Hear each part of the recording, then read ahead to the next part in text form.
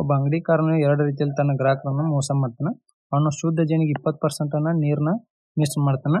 ಜೇನಿನ ಬೆಲೆಯನ್ನ 15% ಹೆಚ್ಚಿಸ್ತಾನ. ಅವನು 40 ಕೆಜಿ ಶುದ್ಧ ಜೇನು ಪ್ರತಿ ಕೆಜಿ 30 ರೂಪಾಯಿ ಅಂತಂದ್ರೆ ಖರೀದಿಸ್ತಾನ. ಅಂದ್ರೆ ಕಾಸ್ಟ್ ಪ್ರೈಸ್ ಏನಾಗ್ತಾವ ಒಂದು 40 ಕೆಜಿಗೆ 40 ಇಂಟು 30 ಮಾಡಿದ್ರೆ 1200 ರೂಪಾಯಿ ಕಾಸ್ಟ್ ಪ್ರೈಸ್ ಆಯ್ತು. ಅವ ಮಾರಾಟ ಮಾಡಿದಾಗ ಒಟ್ಟು ಲಾಭ ಎಷ್ಟಾಗುತ್ತೆ ಅಂತ ಕೇಳಿದ್ರೆ ಅವು ಜೇನು ಬೈ ಮಾಡಿದ್ದಷ್ಟು ಇಲ್ಲಿ 40 ಕೆಜಿ, ಇದಕ್ಕೆ 20% ನೀರು ಸೇರಿಸಿದ್ರೆ ಎಷ್ಟು ಜಾಸ್ತಿ ಆಗುತ್ತೆ? ಅದು 8 ಕೆಜಿ ಜಾಸ್ತಿ ಆಗುತ್ತೆ. ಅಂದ್ರೆ ಪ್ಲಸ್ 40 ಟೋಟಲ್ ಆಗಿ ಎಷ್ಟು ಆಗ್ತದೆ? 48 ಕೆಜಿ ಆಯ್ತು. ಅವ ಕಾಸ್ಟ್ ಪ್ರೈಸ್ ಏನು ಮಾಡ್ತಾನೆ? 15% ಜಾಸ್ತಿ ಮಾಡ್ತಾನೆ. ಮೊದ್ಲಾಗ 30 ಇದ್ರೆ 15% ಜಾಸ್ತಿ ಅಂದ್ರೆ ಎಷ್ಟಾಗುತ್ತೆ? ಇದ್ರೆ 15 ವ್ಯಾಲ್ಯೂ 00 ಏನಂದ್ರೆ 4.5 ರೂಪಾಯಿ ಜಾಸ್ತಿ ಮಾಡ್ತಾನೆ. ಅಂದ್ರೆ ಎಷ್ಟಾಗ್ತದೆ? ಟೋಟಲ್ ಆಗಿ 34.5 ರೂಪಾಯಿ ಆಕತಿ.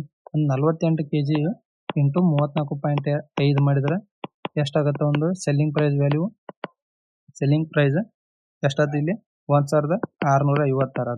ಕಾಸ್ಟ್ ಪ್ರೈಸ್ ಎಷ್ಟೈತಿ ಇಲ್ಲಿ? 1200 ಐತಿ. ಮೈನಸ್ 1200 ಮಾಡಿದ್ರೆ ಅಂದ್ರೆ ಎಷ್ಟಾಗತ್ತೆ? ಇಲ್ಲಿ 456 ರೂಪಾಯಿ ಅವಾಗ ಪ್ರಾಫಿಟ್ ಆಗಿರ್ತೈತಿ.